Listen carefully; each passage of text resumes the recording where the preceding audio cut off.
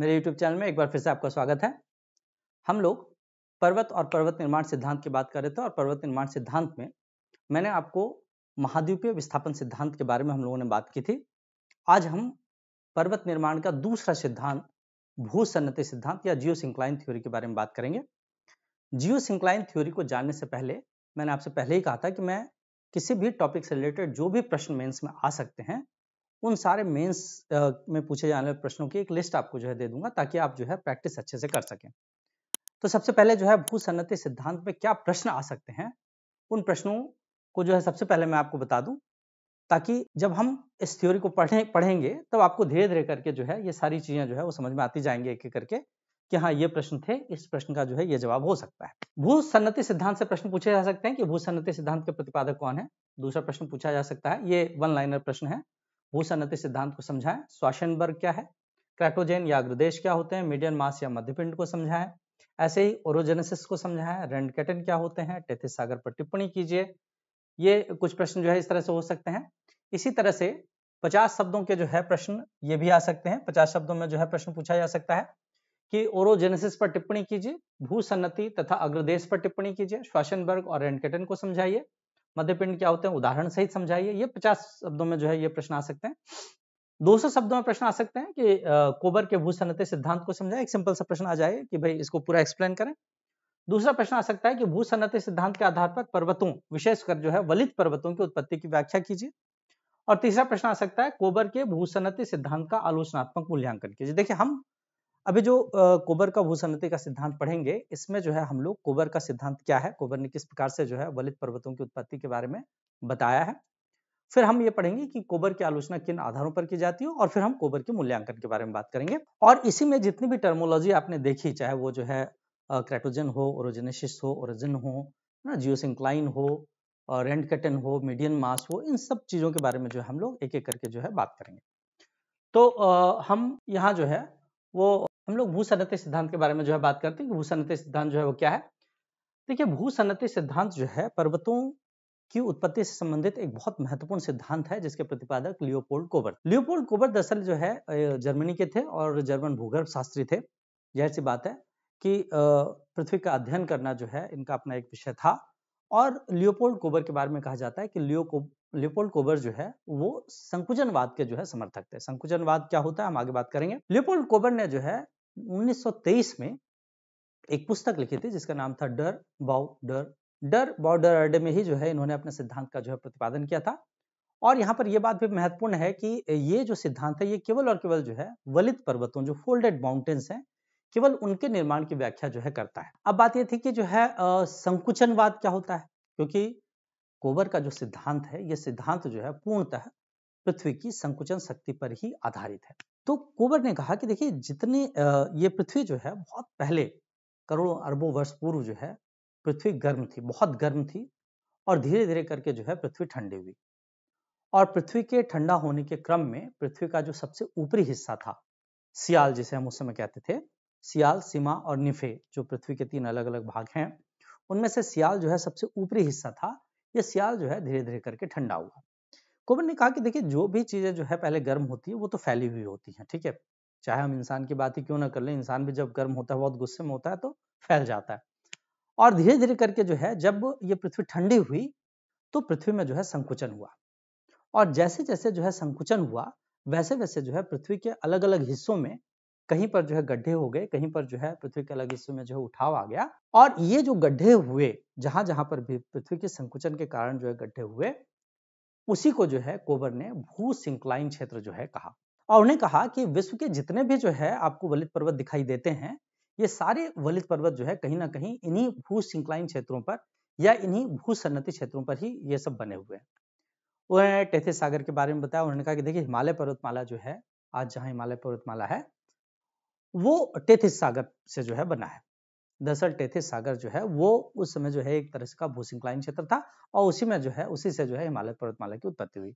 इस तरह से जो है एंडीज पर्वतमाला जो है, एंडियन जियोसिंक्लाइन पर्वत पर जो है एंडीज पर्वतमाला है। इसी तरह से अल्पाइन जियोसिंक्लाइन क्षेत्र जो है उस पर आल्पस पर्वत बने हैं। भाई हिमालय पर्वतमाला के बारे में जो है हम हमारे तो जो है धर्म ग्रंथों में भी लिखा हुआ है। देखिए गोस्वामी तुलसीदास ने जो है रामचरितमानस की रचना की थी, जिसमें उन्होंने जो है मैनाक पर्वत के बारे में बताया था। एक प्रसंग जो है रामचरितमानस में आता है, जिसमें जो है ये कहा जाता है कि जब हनुमान जी सीता जी की खोज करने के लिए जो है लंका जाते हैं, उस समय जो है समुद्र ने मैनाक पर्वत से कहा कि आप जो है मैनाक पर्वत जो है वो आप ऊपर आ जाओ, ताकि हनुमान जी जो है विश्राम कर सकें। और फिर मैनाक पर्वत जो है वो ऊपर आता है और वहां पर जो है हनुमान जी विश्राम करने के बाद फिर जो है आगे बढ़ते हैं। ये प्रसंग जो है, तो इस प्रसंग से जो है क्या सिद्ध होता है कि हमारे धर्म ग्रंथों में भी जो है इस बात की व्याख्या की गई है कि जितने इस तरह के वलित पर्वत हैं, उन वलित पर्वतों की उत्पत्ति कहीं ना कहीं जो है वो समुद्र या हम कहें जो जियोसिंक्लाइंस हैं उनसे जो है हुई है। अब आगे बढ़ते हैं, तो उन्होंने जो है लियोपोल्ड कोबर ने क्या कहा कि देखिए ये जो भूसिंक्लाइन क्षेत्र है ना, जिसे हम भूसन्नति क्षेत्र कह रहे हैं, हिंदी में जो है इसे भूसन्नति क्षेत्र कह रहे हैं, ये जियोसिंक्लाइन क्षेत्र है। ये क्या होते हैं? उन्होंने कहा कि देखिए जो जियोसिंक्लाइन क्षेत्र हैं वो क्या होते हैं, उसको हम कुछ इस तरह से समझें कि दरअसल जियोसिंक्लाइन क्षेत्र जो है पृथ्वी में ऐसे लंबे और संकीर्ण और उथले भूभाग होते हैं जिनमें तलछट या अवसाद भरा हुआ होता है। किस तरह से? देखिए उन्होंने ये समझाने की कोशिश की कि ये जो है लंबे संकीर्ण और उथले जो क्षेत्र हैं, जहां पर जो है तलछट जमा है, अर्थात जहां पर जो है अवसाद भरा हुआ है या पानी भरा हुआ है, इन क्षेत्रों को ही क्या कहा जा रहा है? इन क्षेत्रों को ही जो है भूसन्नति क्षेत्र या जियोसिंक्लाइन क्षेत्र कहा जाता है। और जाहिर सी बात है कि पृथ्वी पे इस तरह के जो गड्ढे हैं या इस तरह के जो है उथले संकीर्ण और लंबे जो क्षेत्र हैं, ये दोनों तरफ से जो है आप देखेंगे इस तरह से और इस तरफ से, दोनों ही तरफ से जो है कठोर भूभागों से जो है वो घिरे हुए हैं। अर्थात जो एक समुद्री क्षेत्र होता है वो दोनों ही तरफ से जो है कठोर भूभागों से जो है घिरा हुआ होता है। इसको जो है कोबर महोदय ने इसे अग्रदेश कहा। क्या नाम दिया इसको? तो इसको जो है अग्रदेश नाम दिया। जर्मन भाषा में इसी अग्रदेश को उन्होंने क्रेटोजेन की संज्ञा दी थी, क्रेटोजेन। और जर्मन भाषा में ही इस भूसन्नति क्षेत्र को जो है उन्होंने ओरोजेन की संज्ञा दी थी, है ना। तो क्रेटोजेन क्या है? क्रेटोजेन जर्मन भाषा में जो है अग्रदेश को क्रेटोजेन कहा गया। फिर उन्होंने कहा कि देखिए यहां पर जो है जो ये कठोर भूभाग है, कुछ इधर का और कुछ इधर का,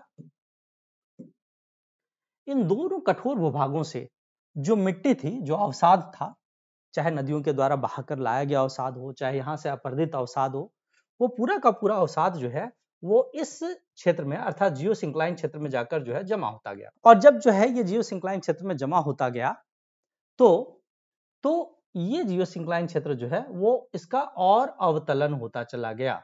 और अवतलन होता चला गया का मतलब क्या है कि ये जो है और ज्यादा जो है गहरी होती चली गई, है ना।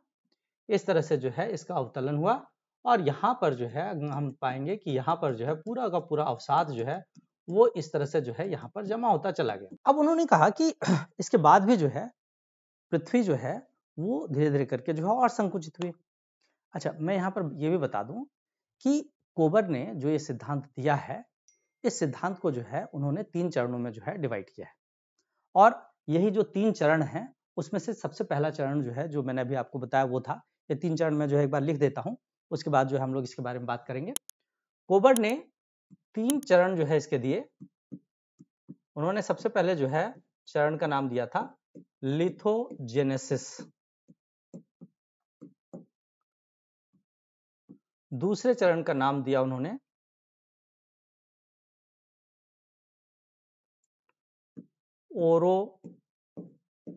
ओरोजेनेसिस। और तीसरे चरण का नाम जो है उन्होंने दिया था ग्लिप्टोजेनेसिस,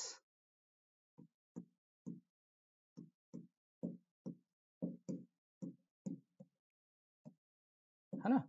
तो अभी हम समझने का प्रयास करें।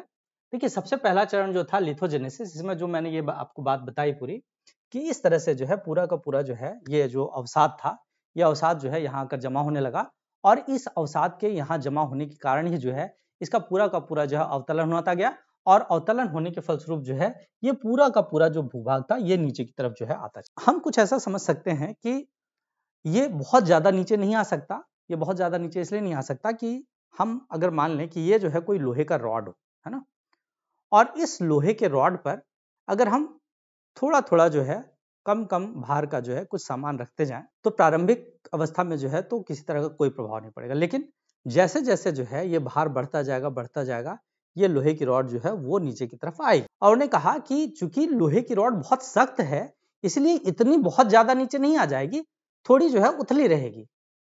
तो उसको जो है उन्होंने इसी रूप में जो है समझाया कि देखिए इस तरह से धीरे धीरे करके जो है ये अवसाद जमा होता गया पृथ्वी के जो है वो हिस्सों में, और इसके लचीला होने की वजह से, लोहे का रॉड भी लचीला, इसी तरह से जो है पृथ्वी भी लचीली है, तो धीरे धीरे करके जो है इसका अवतलन हुआ और ये नीचे की तरफ आया। इस तरह से जो है ये पूरा का पूरा अवतलित हो गया। और यहाँ पर जो है यहाँ से अग्र देशों से जो भी अवसाद जो है जमा हुआ नदियों के द्वारा बहाकर लाई गई मिट्टी के फलस्वरूप, या फिर इस कठोर भूभाग के मिट्टी के कटाव के फलस्वरूप यहाँ पर जो पूरा का पूरा अवसाद था, उसने जो है इस पूरे क्षेत्र का अवतलन कर दिया। अब इस पूरे क्षेत्र का जो है अवतरण हो गया और इन भूसन्नति क्षेत्रों में जो है भारी मात्रा में तलछट जमा हो गया। अब उन्होंने जो है दूसरे चरण के बारे में बताया, उन्होंने ओरोजेनेसिस के बारे में बताया। ओरोजन का मतलब जो है पर्वत निर्माण से है, ठीक है। और दरअसल ओरोजेनेसिस ये जो चरण है, यही चरण जो है पर्वत निर्माण का चरण है। उन्होंने कहा कि ओरोजेनेसिस चरण के अंतर्गत जो है दोनों जो अग्रदेश थे, क्योंकि पृथ्वी का संकुचन जो है वो लगातार हो ही रहा था, और पृथ्वी के संकुचन बल के जारी रहने के कारण दोनों अग्रदेश जो है वो एक दूसरे की ओर बढ़ते हैं, अर्थात ये अग्रदेश और ये अग्रदेश दोनों जो है एक दूसरे की तरफ बढ़ते हैं। और जब ये अग्रदेश जो है एक दूसरे की तरफ बढ़ते हैं, इनके एक दूसरे की ओर बढ़ने के कारण जो है एक संपीड़नात्मक बल जो है वो उत्पन्न होता है, और ये जो भूसन्नति का पूरा जो तलछट है, इस तलछट में मोड़ या वलन जो है वो पड़ने लगते हैं। और यही जो मोड़ या वलन है, जो कि अवसादी चट्टान, ये अवसादी चट्टान बन गया ना, क्योंकि ये अवसादी चट्टान कैसे बन गई, अवसादों के फलस्वरूप निर्मित जो भूभाग है वो अवसादी चट्टान है। तो इस तरह से यहाँ पर जो है जो अवसादी चट्टानें बन गई हैं, ठीक है, इनमें ये पूरा का पूरा जो मलबा था, ये अवसादी चट्टान जो बना है ना, इसी में वलन हुआ, संपीड़नात्मक बल के कारण जो इसमें वलन हुआ, और उसकी वजह से जो है पर्वत जो है वो निर्मित हुए। किस तरह से निर्मित हुए, देखिए इसमें जो है अगर हम इसको जो है एक प्रैक्टिकल उदाहरण से समझना चाहें, तो हम एक टॉवेल का उदाहरण ले सकते हैं। मैंने आपको पहले ही बताया था कि 10 टॉवेल अगर हम एक के ऊपर एक बिछा दें, और उसके बाद उसके दोनों किनारों से जो है हम बल लगाएं, अर्थात ये दो किनारे हम अगर अग्रदेश मान लें, और इस टॉवेल को जो है अगर हम भूसन्नति क्षेत्र मान लें, और इसके ऊपर जो है अगर हम बल लगाएं, तो हम देखेंगे कि जैसे जैसे जो है हम बल लगाएंगे, इसका एक सिरा जो है ऊपर की तरफ उठेगा, और बीच का सिरा जो है वो निचला हिस्सा जो है इस रूप में रह जाएगा, है ना। तो जैसे जैसे हम जो है इस तरह से बल लगाएंगे, हो सकता है कि यहाँ पर और यहाँ पर जो है उभार आए, हो सकता है अगर हम और बल लगाएं तो बीच में कहीं और उभार आए। तो इसी तरह से उन्होंने कहा कि जैसे जैसे जो है ये अग्रदेश जो है एक दूसरे की ओर खिसके, ये पूरा का पूरा हिस्सा जो था, इस हिस्से में इधर कहीं जो है वो इस तरह से जो है उठाव आया, है ना, इस तरह से जो है, इसी तरह से जो है यहाँ पर कहीं इस तरह से जो है वो उठाव आया। तो उन्होंने कहा कि देखिए ये जो चीज उभर कर आई, यही दरअसल जो है ना, एक पर्वत के रूप में जो है ये उभर कर आया। और उन्होंने कहा कि इस तरह के जो पर्वत जो है उभर कर आते हैं, इनको उन्होंने जो है रेंडकेटन नाम दिया था।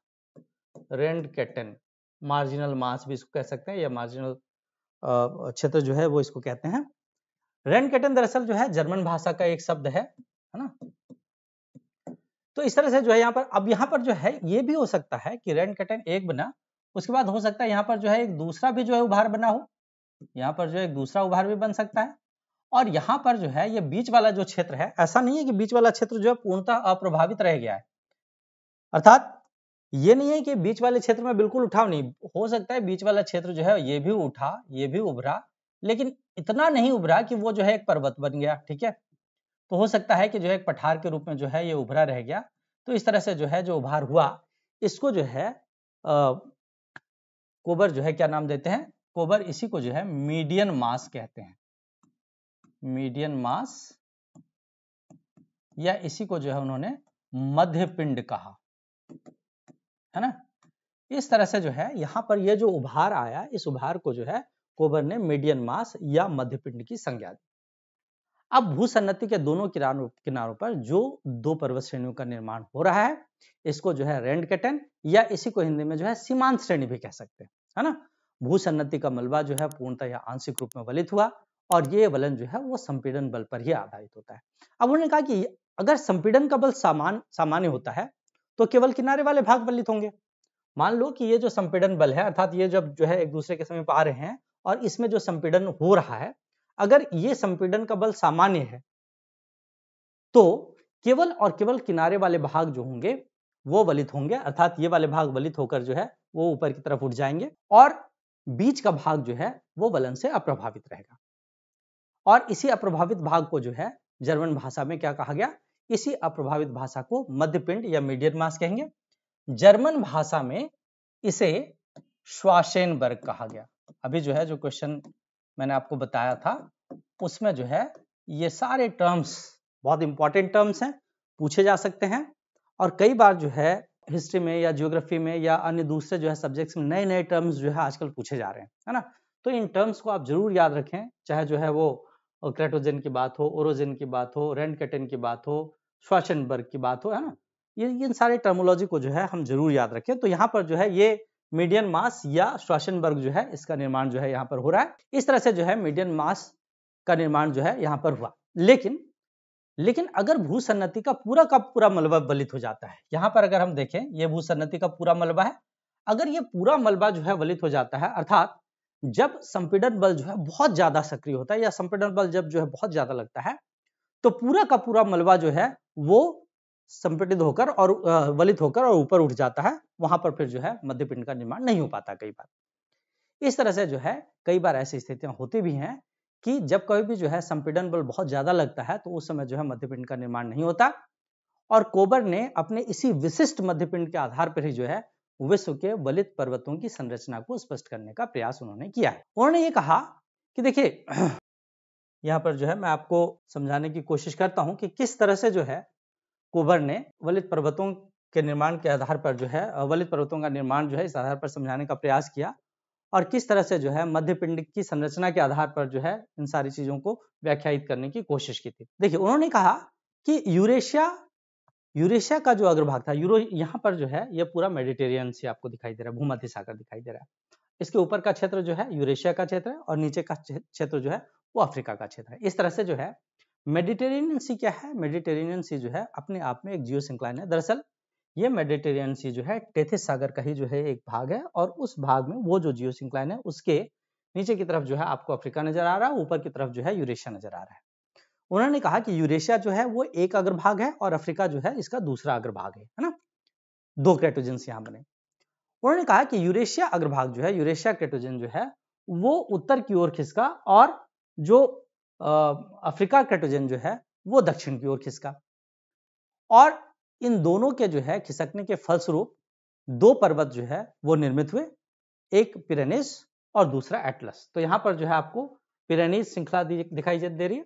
स्पेन और फ्रांस के बीच जो है ये पिरेनीज पर्वत श्रृंखला जो है ये दिखाई देती है और दूसरा जो है यहाँ पर एटलस पर्वत जो है वो दिखाई दे रहा है। इस तरह से दो पर्वतों का निर्माण जो है यहाँ हुआ, जबकि बीच में जो है ये जो मेडिटेरियन सी है ये क्या है, तो ये अपने आप में जो है मध्य पिंड के रूप में निर्मित हुआ, जो एक तरह से जो है टेथिस सागर का बचा हुआ भाग माना जाता है।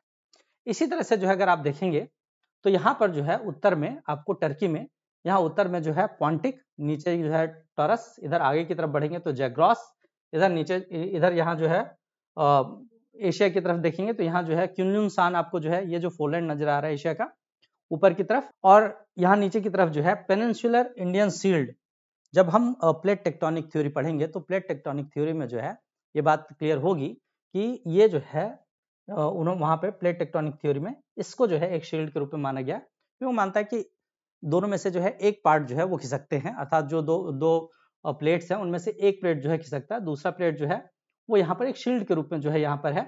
तो उन्होंने कहा कि इस तरह से जो है क्युनलुनसान पर्वत जो है वो बना और यहाँ पर जो है ये हिमालय। इस तरह से जो है टर्की में उत्तर में पॉन्टिक और दक्षिण में टॉरस सागर का निर्माण, दोनों के बीच में जो है मीडियन मास के रूप में क्या है, तो अनातोलिया का पठार है। तो उन्होंने जो है यहाँ पर मीडियन मास जो है अनातोलिया के पठार को माना।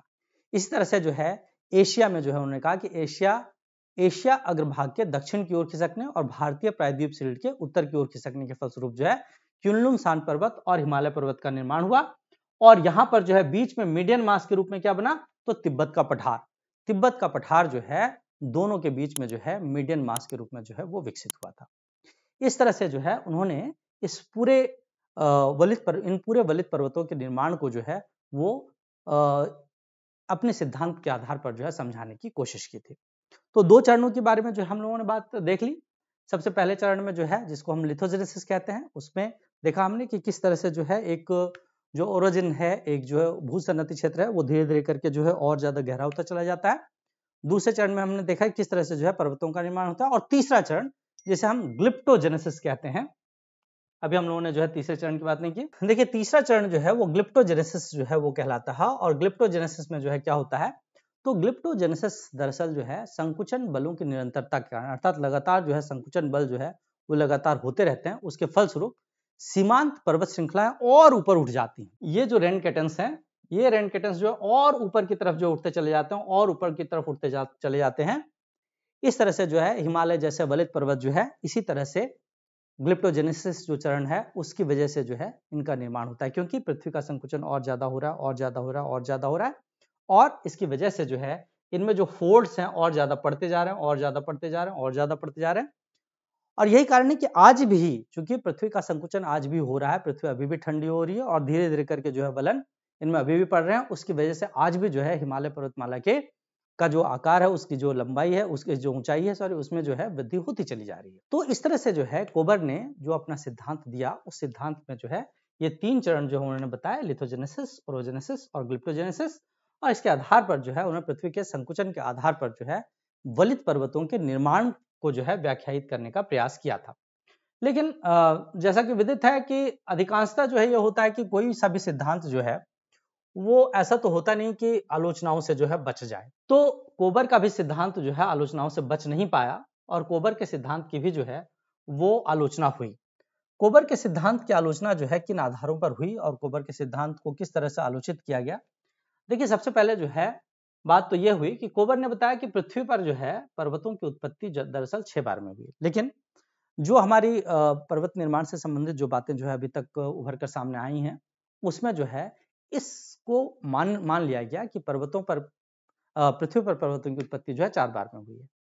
तो इस तरह से पहली बात तो ये थी कि कोबर ने जो बताया कि पृथ्वी पर पर्वतों की उत्पत्ति 6 बार में हुई है, लेकिन जो हमारा आधुनिक सिद्धांत है वो ये मानता है कि नहीं, पृथ्वी पर पर्वतों की उत्पत्ति 4 बार में हुई है। तो कोबर जो है यहाँ पर गलत साबित होते हैं। तो कोबर की आलोचना सबसे पहले तो इस आधार पर की गई। ठीक है, अब दूसरा उन्होंने कहा कि पृथ्वी जो है वो संकुचन बल के कारण, पृथ्वी के संकुचन बल के कारण जो अग्रदेश है, ठीक है, ये एक अग्रदेश है, ये दूसरा अग्रदेश है, दोनों जो है एक दूसरे की ओर खिसकते हैं। लेकिन आलोचक कहते हैं कि क्या पृथ्वी का ये संकुचन बल इतना अधिक है कि अग्रदेशों को इतना ज्यादा खिसका दे कि वो जो है उस मलबे में जो है वलन ला दे? क्या इतना ज्यादा जो है संकुचन बल हो सकता है? तो इस आधार पर भी जो है कोबर की आलोचना की जाती है कि देखिए ये संकुचन बल जो है इतना अधिक नहीं हो सकता कि अग्रदेशों को वो इतना अधिक खिसका दे। तो दो आधार हुए। तीसरा जो है कोबर ने कहा था कि पृथ्वी के संकुचन के फलस्वरूप दोनों अग्रदेश समान गति से खिसकते हैं।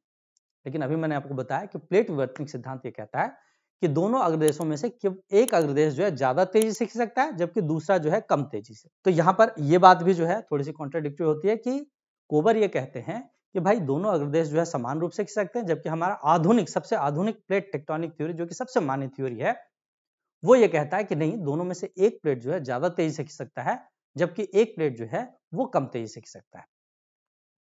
दूसरा कोबर ने क्या बताया, अभी आपने देखा कि कोबर जो सिद्धांत दे रहे हैं उस सिद्धांत में जो है उन्होंने क्या दिया है। इस सिद्धांत में जो है अगर आप देखें यहाँ पर, तो इस सिद्धांत में जो है उन्होंने पश्चिम से पूर्व की ओर, है ना, पश्चिम से पूर्व की ओर फैले हुए पर्वत जो है वो, इसके बारे में तो जो है उन्होंने बताया कि पश्चिम से पूर्व की ओर फैले हुए इधर पिरानीज, एटलस और इधर जो है पॉन्टिक, टॉरस, हिमालय, ये इन सारे पर्वतों के बारे में तो जो है उन्होंने बताया है।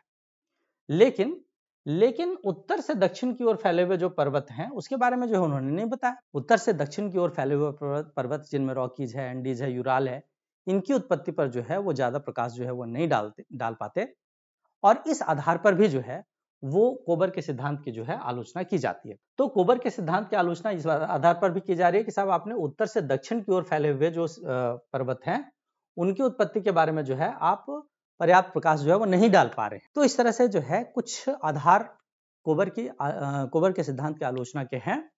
इन आधारों को भी जो है आपको अगर आलोचनात्मक मूल्यांकन आता है या आलोचनात्मक व्याख्या आता है तो इसमें जो है इन आलोचनाओं को भी लिखना पड़ेगा। अब मूल्यांकन की बात अगर हम करें तो देखिए कोबर की आलोचना जरूर हुई, कोबर के सिद्धांत की आलोचना जरूर हुई, लेकिन इसके बावजूद दरअसल कोबर ने ही जिस भू सन्निहित सिद्धांत का प्रतिपादन किया था वही आगे चलकर जो है प्लेट टेक्टोनिक थ्योरी का आधार बना। भाई प्लेट टेक्टोनिक थ्योरी जो है वो हमारा अभी का जो है सबसे मान्य सिद्धांत है। महाद्वीपों, महासागरों, पर्वतों, है ना, इनकी उत्पत्ति से संबंधित सर्वाधिक मान्य सिद्धांत आज की डेट में जो है कोई अगर है तो वो प्लेट टेक्टोनिक थ्योरी या प्लेट विवर्तनिक सिद्धांत है।